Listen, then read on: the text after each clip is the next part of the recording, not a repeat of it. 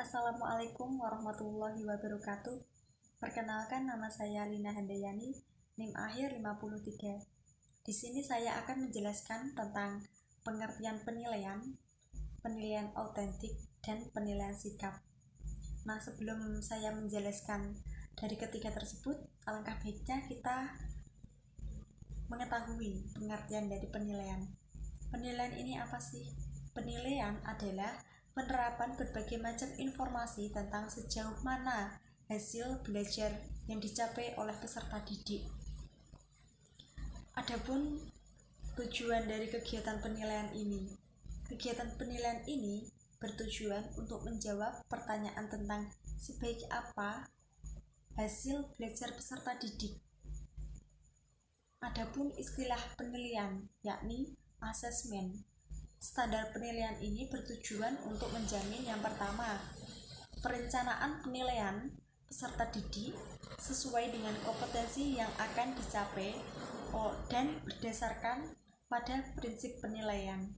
Yang kedua, pelaksanaan penilaian peserta didik secara profesional, terbuka, efektif, efisien, dan sesuai dengan konteks sosial dan budaya.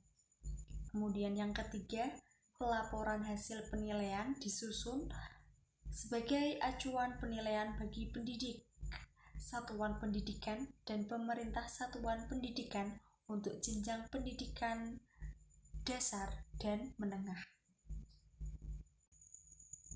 Selanjutnya, pengertian penilaian autentik. Secara garis besar, penilaian autentik merupakan sebuah penilaian yang dilakukan untuk menilai input, proses, dan output pembelajaran dari berbagai aspek, yaitu penilaian sikap, penilaian pengetahuan, dan penilaian keterampilan.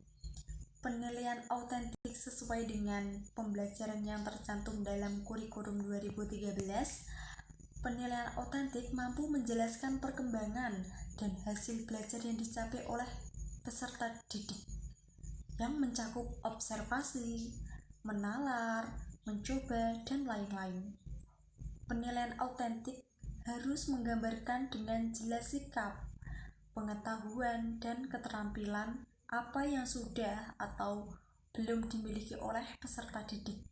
Berdasarkan hal tersebut, guru mampu mengetahui apa yang sebaiknya dilakukan dan diperbaiki dalam proses pembelajaran. Selanjutnya, ruang lingkup penilaian autentik. Nah, ruang lingkup penilaian autentik ini meliputi penilaian sikap.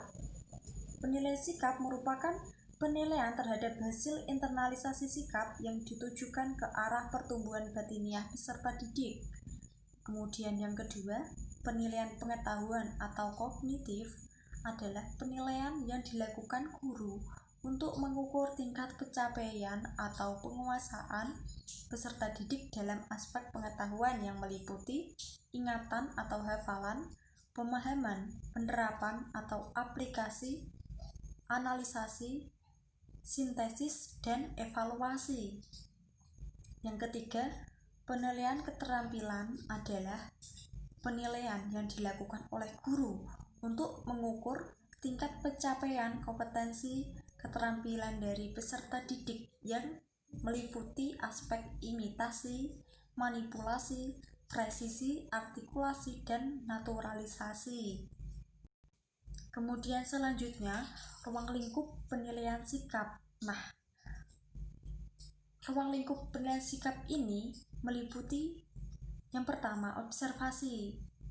Penilaian yang dilakukan secara kesinambungan dengan menggunakan indera manusia, baik secara langsung ataupun tidak langsung, dengan menggunakan sejumlah indikator yang diamati. Kemudian yang kedua ada penilaian diri.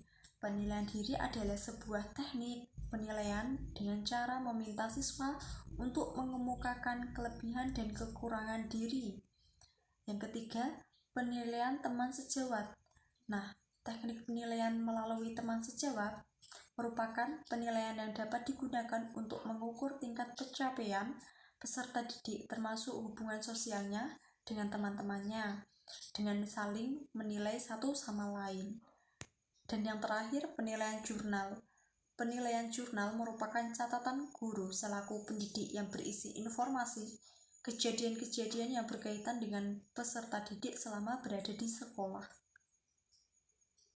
Selanjutnya dapat dipahami ya format penilaian teman sejawat dan format penilaian jurnal ini yang dilakukan oleh guru.